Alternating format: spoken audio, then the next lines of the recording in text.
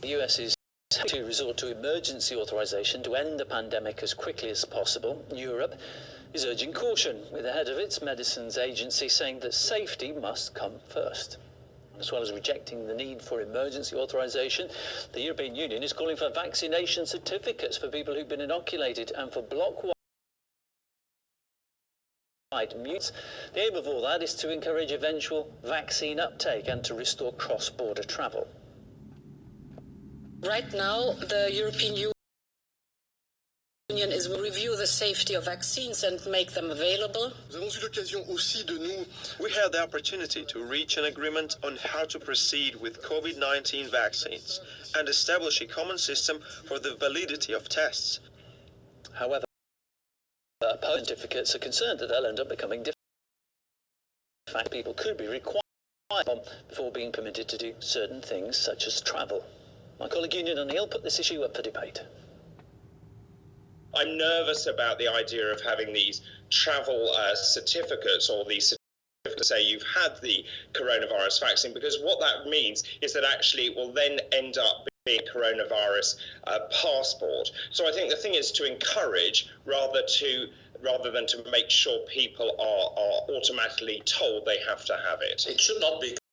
I agree with the other gentleman there, no problem. But for air travel, please, it should be made compulsory by the airlines to make sure that the people on the plane, blah, blah, about freedom, etc. That's exaggerated. One of the problems we've got with this vaccine is the people who are going to be taking it are not given the full information about it. I think there will be more people in the medical profession coming out over the next few weeks saying they're very concerned with how rushed this vaccine has come out. They've already...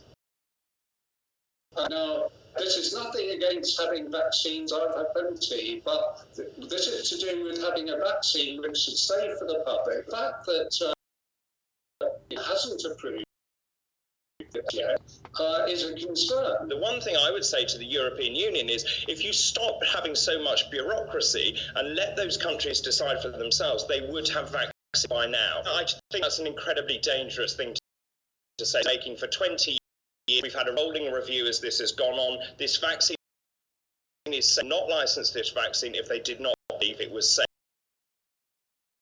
And those sorts of rumours, that's why people won't be vaccinated. And the more you tell them you have to have a vaccine and people believe there is some sort of mellifluous thing going on, then people will not take up that vaccination.